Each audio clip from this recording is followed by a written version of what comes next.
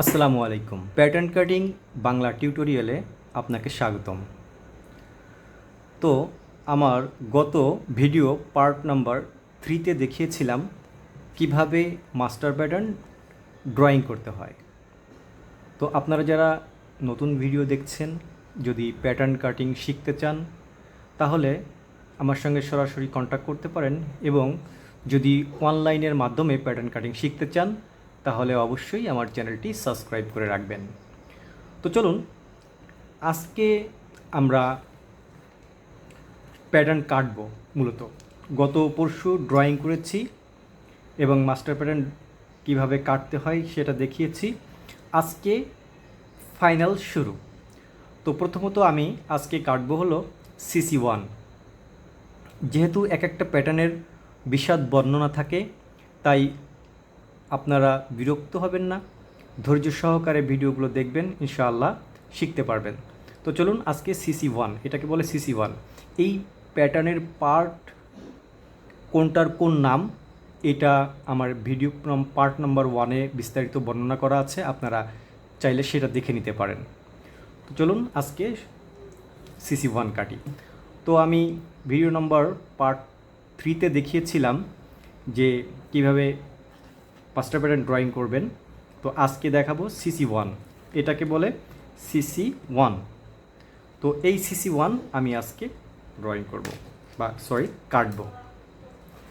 তো তার জন্য আমি একটা প্যাটার্ন নেব। একটা জিনিস মনে রাখবেন, সেটা হলো খুবই গুরুত্বপূর্ণ এই জিনিসটা, যে আমাকে এমন একটি প্যাটার্ন নিতে হবে যে একটা প্যাটার্নে আমার CC1 থেকে শুরু করে CC পিনালি এবং তার লাইনিং চলে আসবে।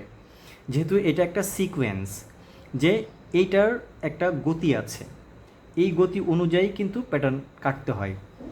যদি আমি এক প্যাটার্নে CC1 কাটি, আরেক প্যাটার্নে CC কাটি, আরেক প্যাটার্ন নিয়ে পিনালি কাটি, তাহলে মেজারমেন্টের তারতম্য হতে পারে।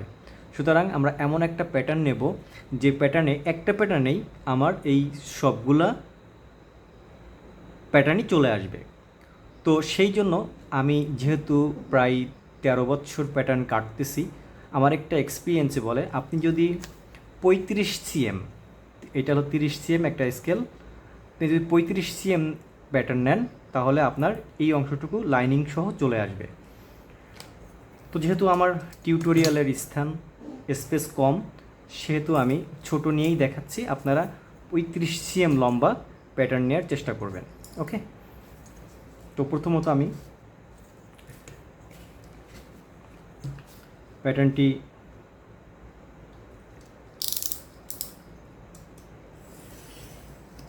সুন্দর দুইটা ভাঁজ করে আমি প্যাটার্ন নিলাম।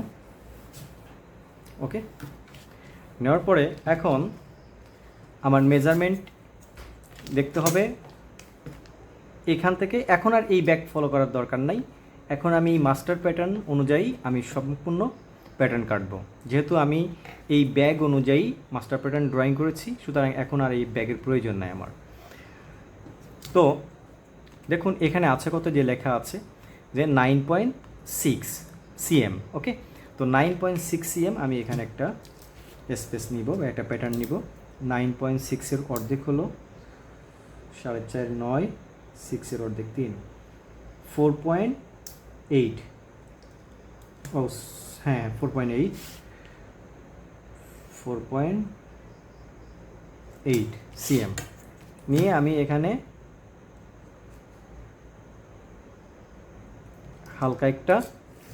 হালকা দাগ দিব। দাগ দেওয়ার পর এখন আমার এখানে আছে হলো সুইং অ্যালাউন্স, মানে এখানে সুইং হয়েছে, তার মানে এখানে ফোল্ড হয়ে সুইং হয়েছে। দেখুন এই যে এখানে ফোল্ড, আপনি একটু ভালো করে দেখালে আমার আরেকটা পার্ট আছে, আপনি দেখুন এই যে এখানে ফোল্ডিং হয়ে গেছে, এই পার্টগুলা এখান থেকে এসে ফোল্ডিং হয়ে গেছে। সুতরাং তাহলে আমার ডাইন সাইডে ফোল্ডিং অ্যালাউন্স থাকবে আর বাম সাইডে কাটিং অ্যালাউন্স, মানে এখানে নেট কাট। দেখুন এই প্যাটার্নটা নেট কাটা হয়েছে, দেখুন কত স্ট্রেট সোজা। হ্যাঁ, স্মুথ করার জন্য আমরা অবশ্যই বাম পাশে নেট কাট অ্যালাউন্স রাখবো। আর মনে রাখবেন নেট কাট অ্যালাউন্স হলো 3 মিলি। ওকে, তো চলুন এখন প্যাটার্ন কাটি। আসলে অনেক সময় ভিডিও বড় হয়ে যায়, আপনারা মনে কিছু করবেন না, কারণ বিস্তারিত বর্ণনা করলে আপনারা বুঝতে পারবেন না, যার কারণেই বিস্তারিত বলতে হয়। ওকে, তো আমরা এখানে নিব হলো 8 মিলি, এখানে নিব 8 মিলি। সবসময় স্কেলের মাঝখান থেকে নেওয়ার চেষ্টা করবেন, তাহলে অ্যাকিউরেট মেজারমেন্ট পাবেন। 8 মিলি নিয়ে আমি সুন্দর করে এখানে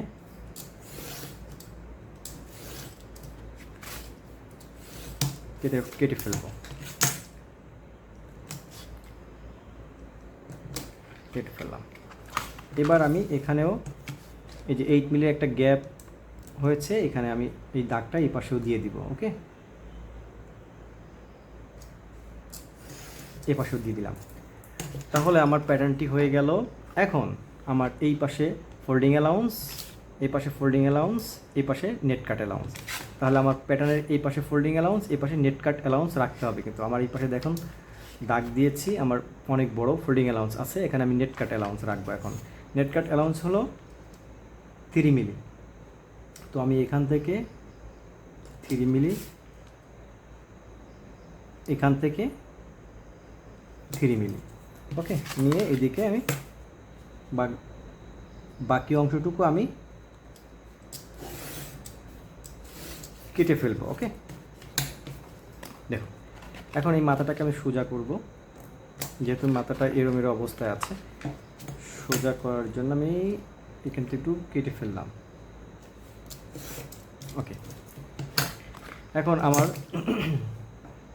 CC1-এর এই মাথায় আছে ফোল্ডিং অ্যালাউন্স। মনে রাখবেন, যখন সিসির মাথায় বা কোনো কিছুর মাথায় যখন সেলাই থাকবে, তখন অবশ্যই সেই অ্যালাউন্স 8 মিলি নিতে হবে। ওকে, 8 মিলি নিতে হবে কেন? কারণ আমার এখানে আবার নেট কাট আছে। দেখুন এখানে একটা জয়েন আছে, এখানে জয়েন আছে। তো আমি যখন এখানে ফোল্ড করব, স্বাভাবিকভাবেই এখানে কিন্তু একটু মানে খারাপ দেখা যাবে। সুতরাং এখানে স্মুথ করতে হলে আমাকে নেট কাটতে হবে। এই জন্য আমি যদি নেট কাট অ্যালাউন্স একটু বেশি না রাখি, ফোল্ডিং অ্যালাউন্স একটু বেশি না রাখি, তাহলে কিন্তু আমি নেট কাট করে স্মুথ করতে পারবো না। সুতরাং আমার ওখানে সবসময় মনে রাখবেন, শিলার অ্যালাউন্স, যেখানে সেলাই থাকে যে সিসির মাথায়, সে অ্যালাউন্স 8 মিলি থাকে। আর এই সিসিগুলা যেহেতু এর মাথায় কোনো সেলাই নাই, সেহেতু এখানে 6 মিলি অ্যালাউন্স রাখতে হবে। ওকে, তো প্যাটার্ন কাটিং করি আমি। এটা প্রথমত অ্যালাউন্স নিব, ফোল্ডিং অ্যালাউন্স 8 মিলি। খেয়াল করে দেখবেন, আশা করি শিখতে পারবেন ইনশাআল্লাহ।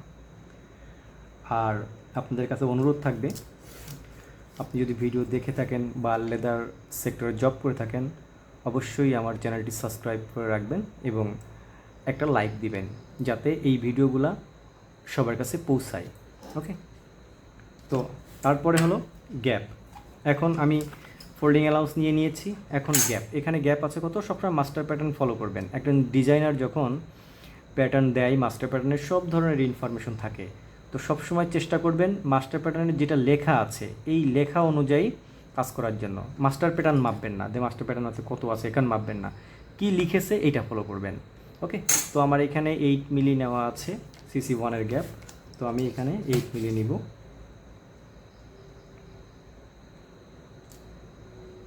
8 মিলি না, 8 মিলি নিয়ে একটা দাগ দেব।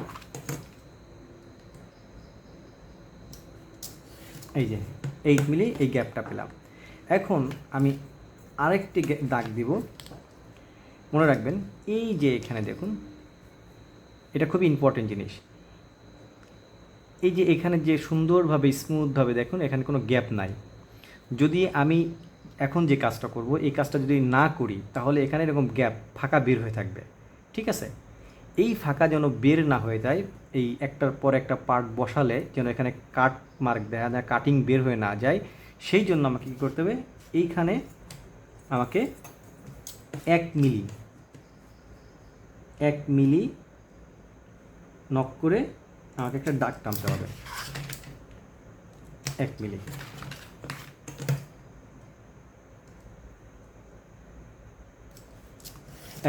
দেখুন কত সুন্দর।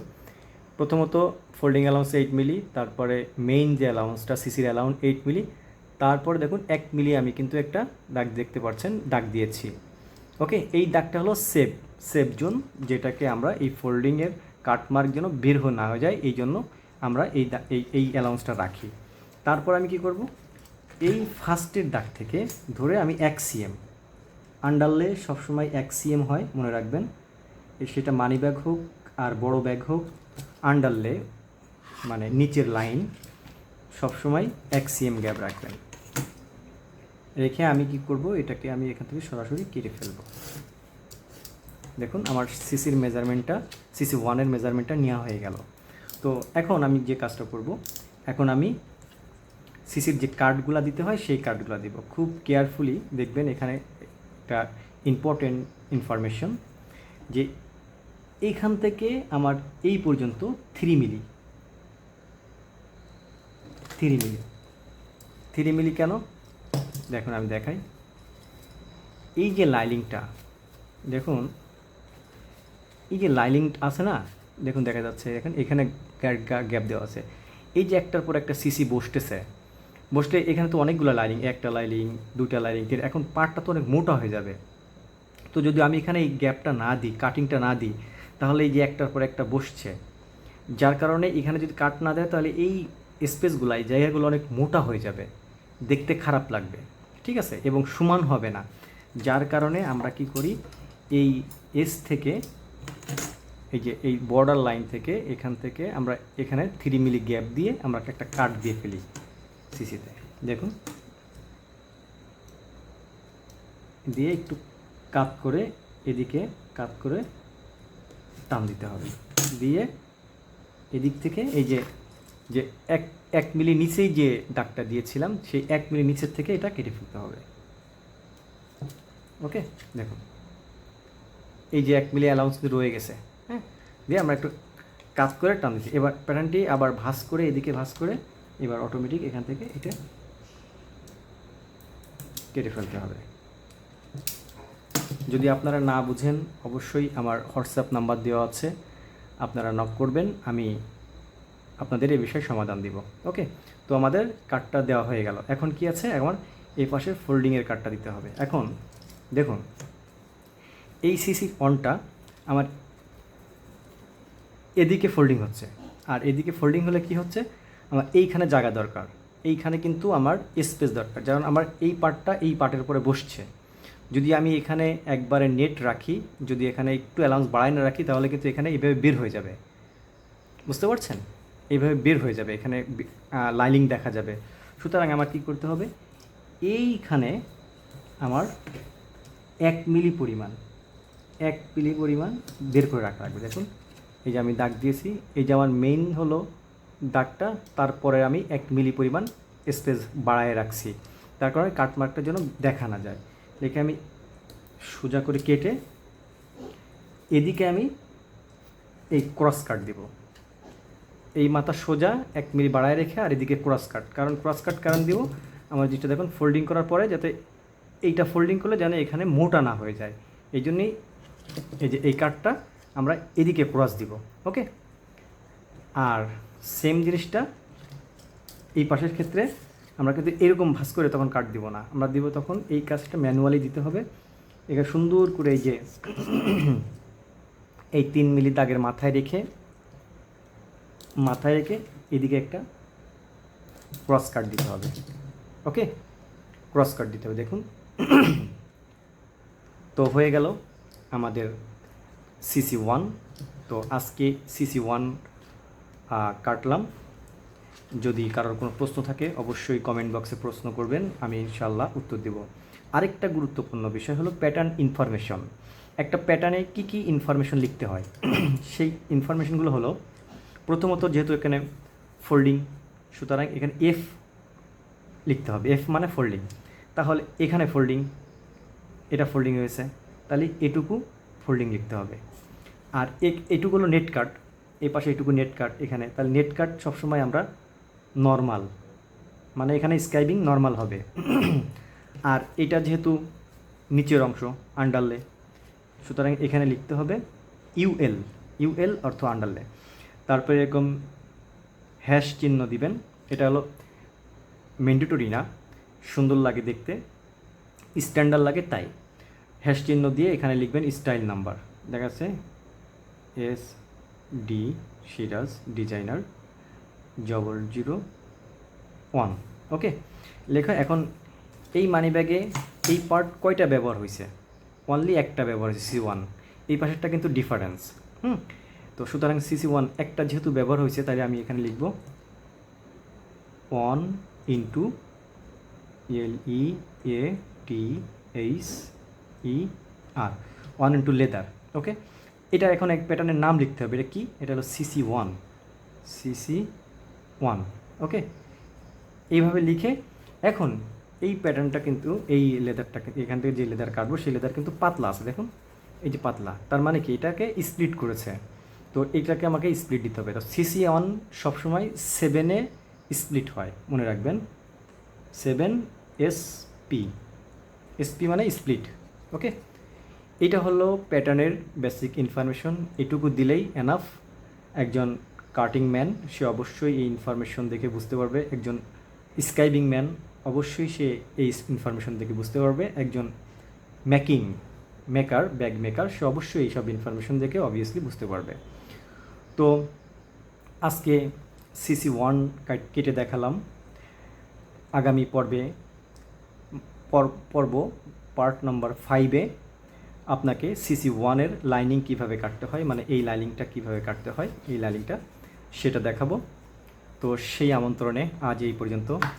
ভালো থাকবেন সবাই। আল্লাহ হাফেজ।